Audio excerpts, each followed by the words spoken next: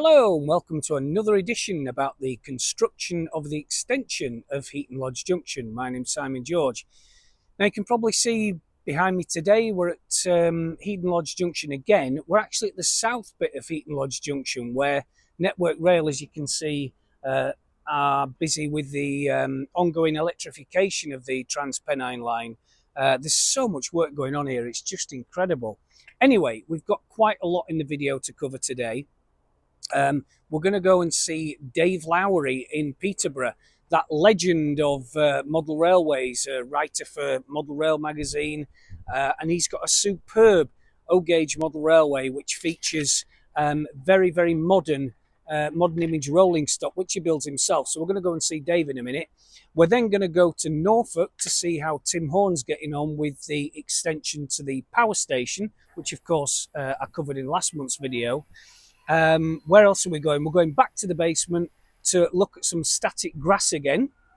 Looks like in the video the Grand Central Express is going past. Oh no, it's a Transpennine, I do apologise. So yeah, we're going to do another lesson on static grass simply because I had so much feedback from people who just wanted me to cover exactly how to put the static grass technique that I use over the top of their existing layout, whether it be flock or whatever terrain you've got. So I'm going to show you how to do that today. And then we're going to go back to Heaton Lodge again in the basement, and I'm just going to go over the progress that has been made so far. So there's quite a lot to cover. Without further ado, after the titles, let's nip to Peterborough and meet Dave Lowery and his fantastic O-gauge model railway.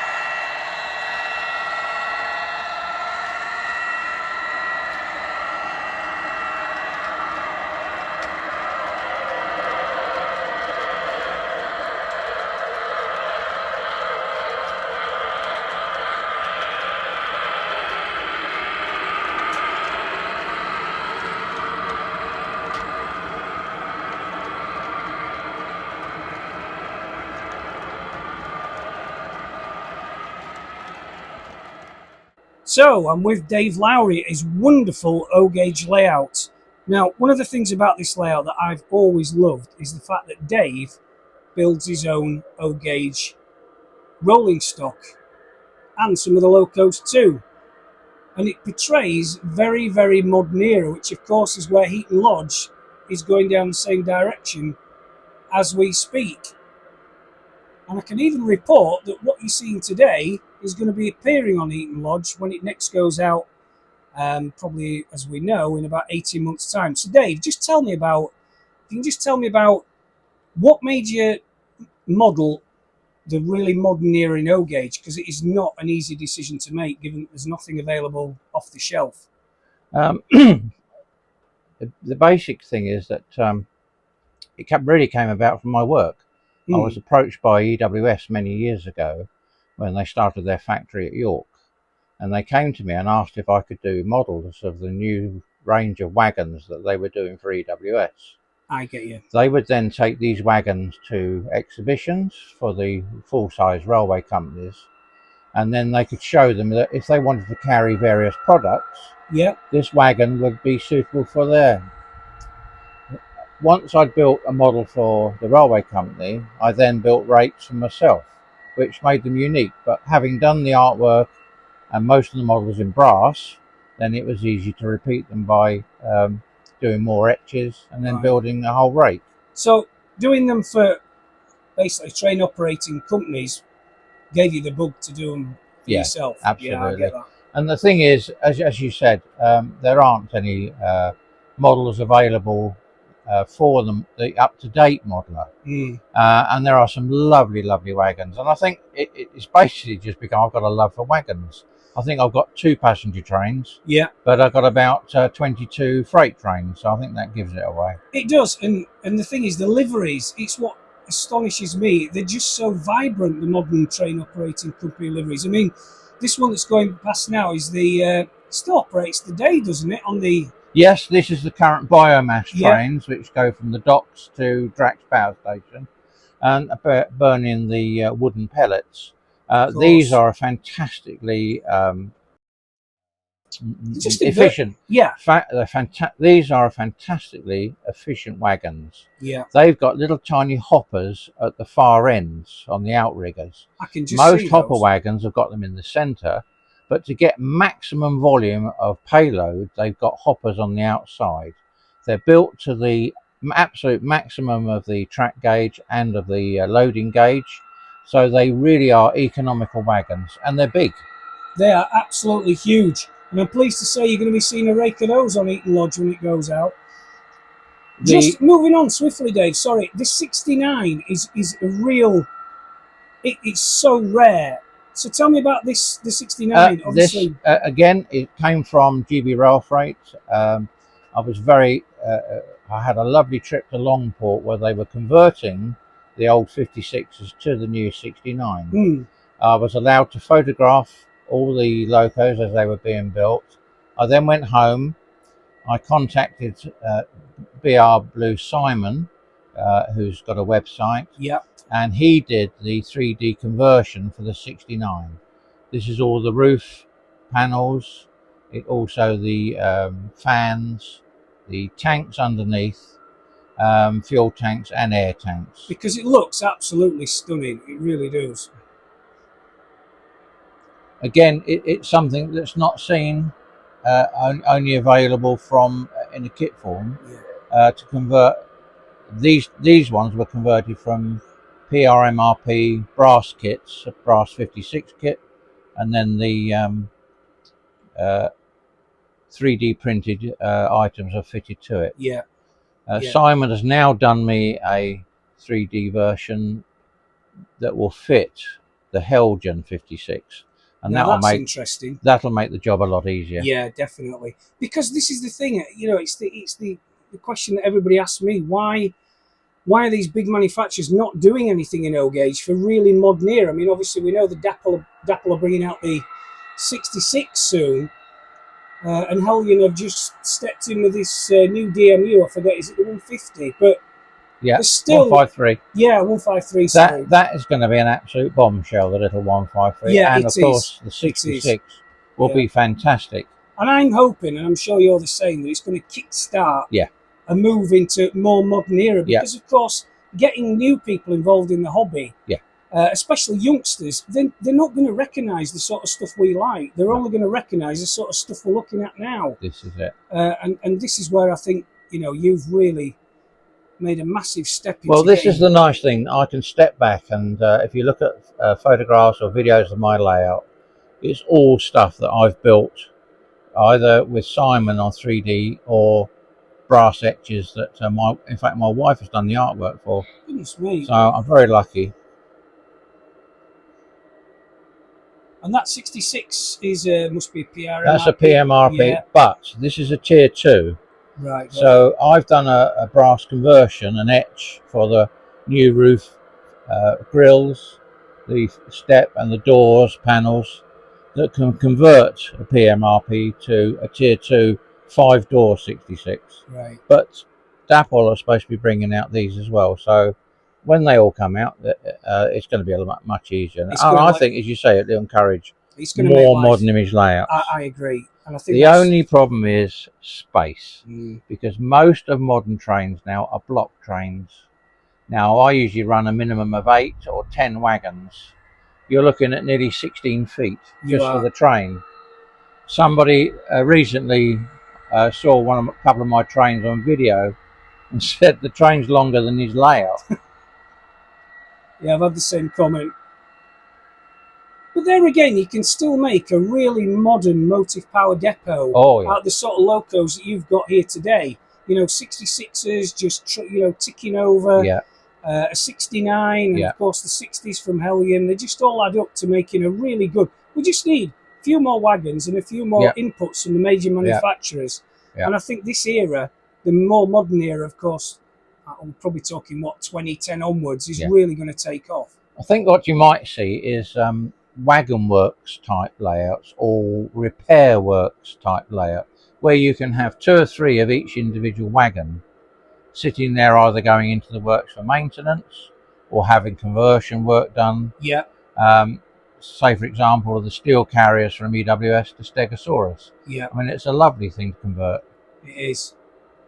Dave, it's been a pleasure talking to you, and thanks for inviting me to your fantastic layout. And as I said earlier, a lot of Dave's stock very kindly will be appearing on Heaton Lodge when it next goes out, when this new extension is finished. So I guess the word is watch this, or the phrase is watch this space.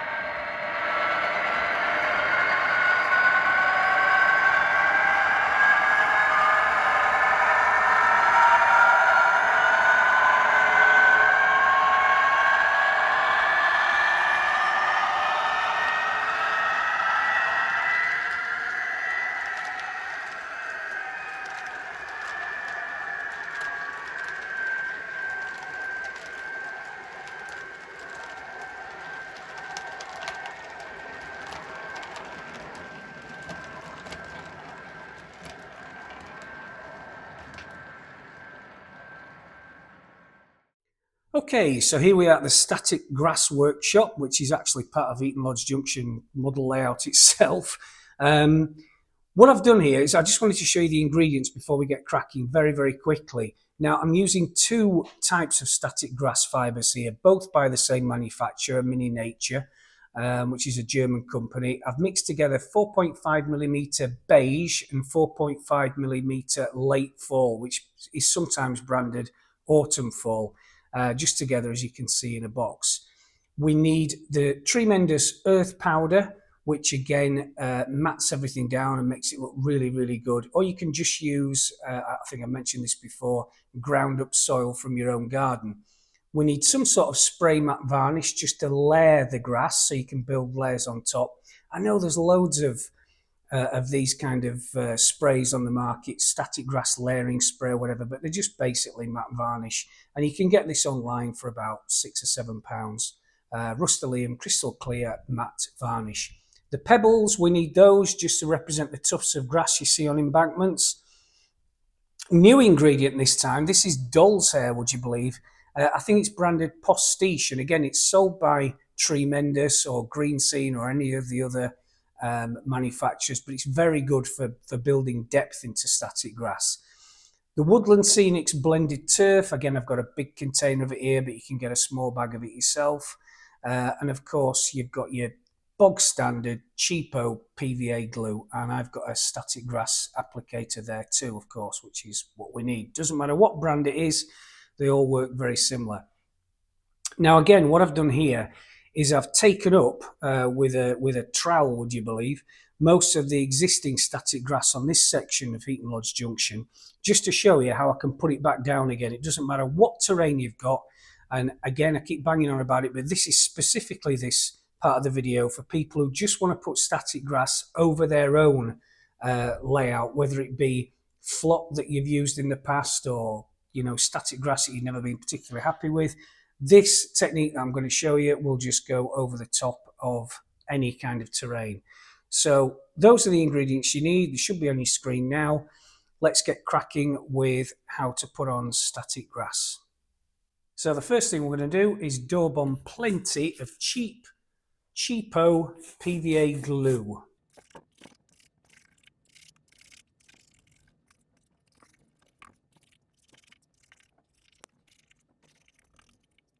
So next stage is we're going to use the static grass applicator, which again, very unprofessional. I've just stuck a, I think it's a bit of a drill piece actually in the scenery, but you can use a nail, a screw, or whatever thing just to worth it. Again, this one that I use is pretty good for static grass, but you can use anything. There's Flockit, there's Woodland Scenics do various models, but you can use anything because they all work very similar. And so just beginning, again, this is a mixture of two colours.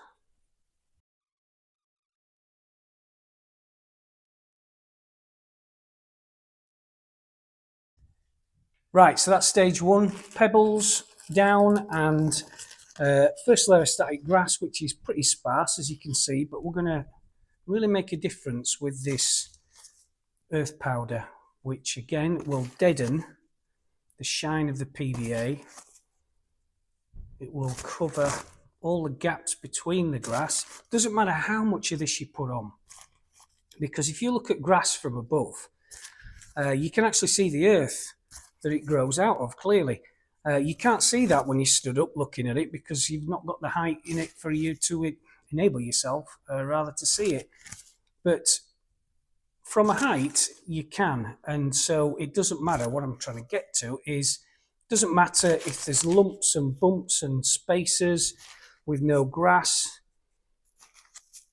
In fact, if you're feeling brave as well, you can just make your own little gaps like that. It doesn't matter, it really doesn't, because you get all these sort of different scenery bits and pieces in all sorts of different terrains. That's already looking pretty good.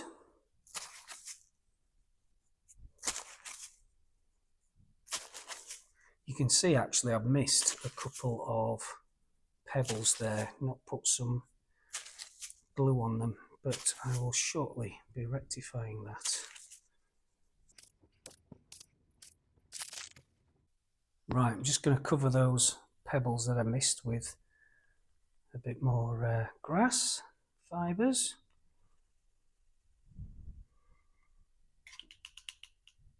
Oh, leads come off, but still seems to be working.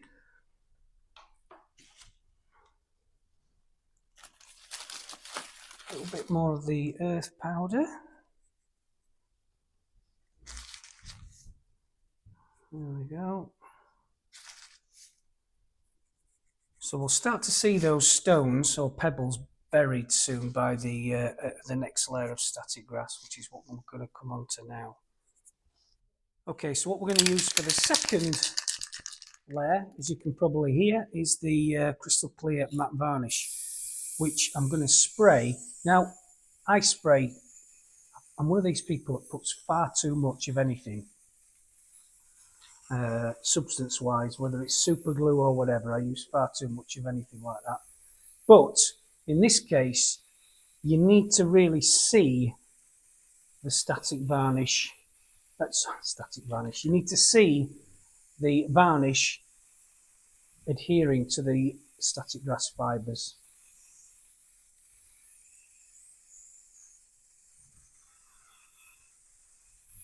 Now you can see now how it's all gone a bit white actually. Well, that's fine. Let's put our unprofessional drill bit, in fact I'll use the same old as before, connect up the applicator, and let's see what we get with this layer. Okay, so this is coming on now. Second layer of static grass and another covering for the pebbles. Chuck a bit more of the old earth powder on. More the better.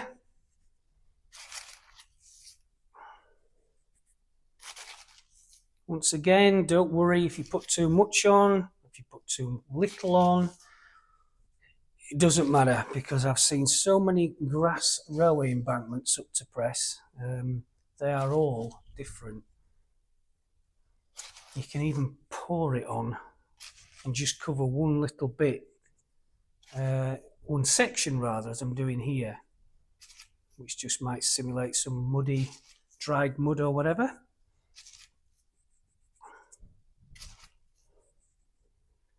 And just cover that glue over here as well.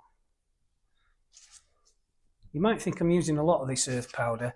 To be honest, it does go an awful long way. And of course, if you've got a small garden, and you can use crushed earth, even better.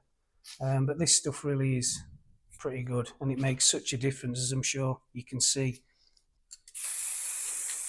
Okay, so I'm giving this this is going to be the third layer of grass, final layer actually, but I'm just going to add some of this postiche. And as you can see, you just need to pull it apart. This is great for representing weeds and undergrowth and all this manner of stuff that you get on wild grass. And I'll show you how this works in a minute. Okay, so you probably can't see actually, but if I spray it, it'll go white again.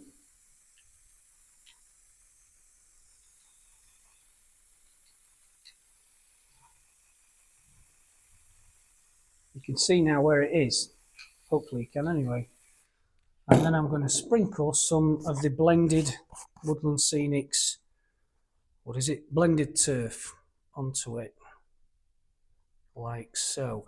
Now, the good thing about this postiche or doll's hair is it lifts just like weeds do. It gives depth. And as you can see, this is really looking quite good. And what's it taken? Probably less than 10 minutes for this section. Just introduces another shade, which is what we're after. Again, just a little bit of a sprinkling. There we go.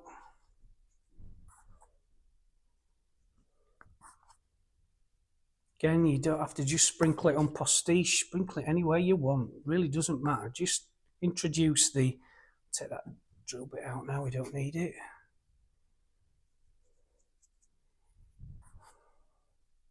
In fact, having said that, let's just do one more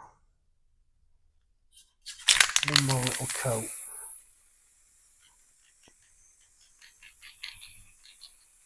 I'm really building it up here because I'm just trying to imitate a very overgrown patch of railway.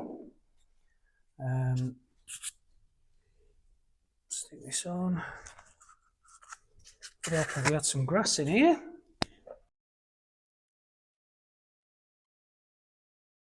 We'll just give this a really light layer. This is the final one. I said we were doing 3. I think we've just done basically 3.5. And just finally, a coat of varnish.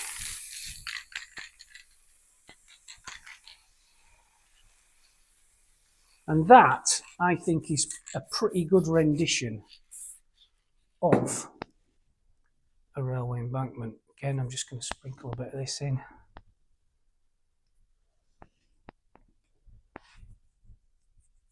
And there you have it. Remove the drill bit and let's take a closer look. Right, let's have a look at our static grass and just how realistic it is. Now again, it doesn't match exactly because I've done a longer layer on this particular section I've done for the camera today, but it really does look good.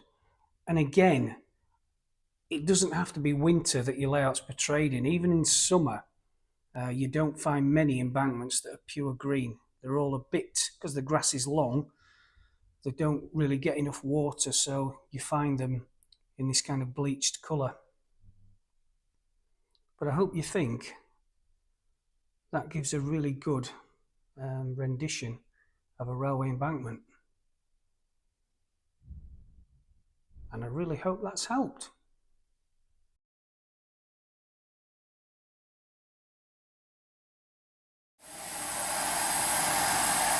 So we're with Tim Horn now, and we're cutting out the generator building, which is the smaller building, as I mentioned earlier, which goes in front of the main shell.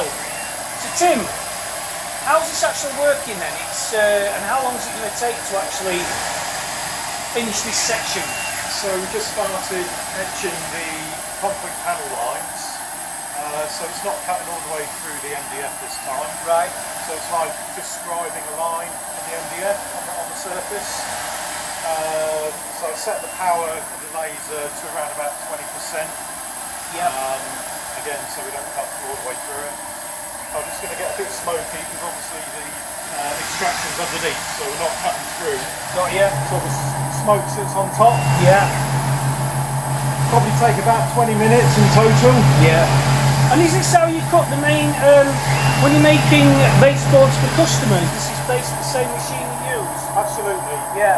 The only difference obviously being I cut all the way through the plywood.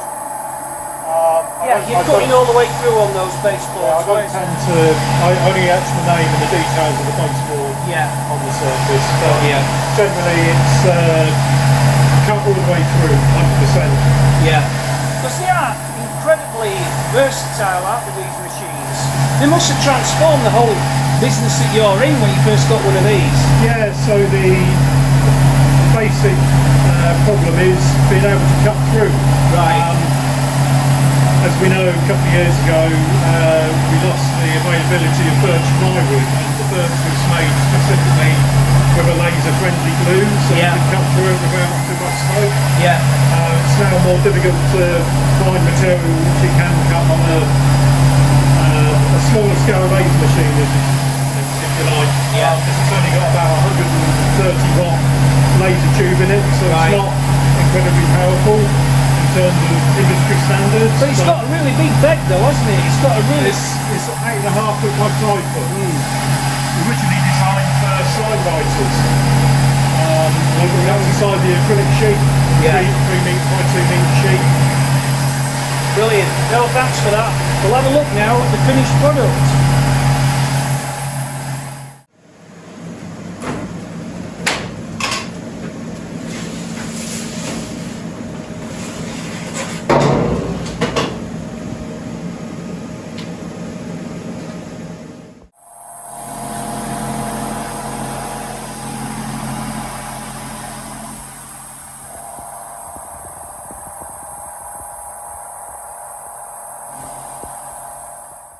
So on to the power station building that we covered last month. Now, I think I've gone through about 8 cans so far of primer and concrete coloured paint, and it's made a bit of an impact. I've also sprayed a bit of, or dusted a bit of talcum powder over the top of it to get that gritty kind of finish that you see with concrete, big concrete buildings. A lot more to do. This is the basic shell, of course. Tim Horn, as we saw earlier, has just finished the, I think it's called the generator building, which goes, attaches just below those windows and covers the whole of the front.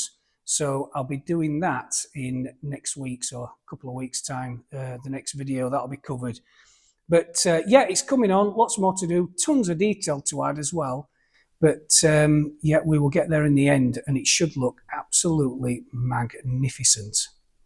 Meanwhile, on the other side, I've just added another 2 of the fabricated steel trolleys, screwed some plywood down to the tops, and on the smooth plywood that you can see at the back, I'm going to be extending the length of these sidings, on which you can see just coming up the HAAs, which disappear into the distance. Now, these sidings are going to be about 40 foot long, because what I want to do is when the trains come in with these huge trains, I just want a lot of space for them to be able to slow down prototypically. You know, you just don't want a siding where the train only just fits. I need some time, as I've just said, for it to slow down and speed up when it's exiting. But that's really coming on well. I'll have a lot more. I'm working on this for the rest of the week. So in the next video, which will be in 2 weeks' time, I will show you bit more about track laying, how I go about it. I call it speed track laying, unsurprisingly, and I'll show you exactly how I put it down quickly but really, really accurately. Okay, that's it for this week's video. And talking of weeks, they're going to be coming out every 2 weeks now, usually on a Friday. So please like and subscribe. It really makes a difference. For those of you that have donated to the crowdfunding, once again, massive thank you. The link is in the description, and I'll see you in 2 weeks' time.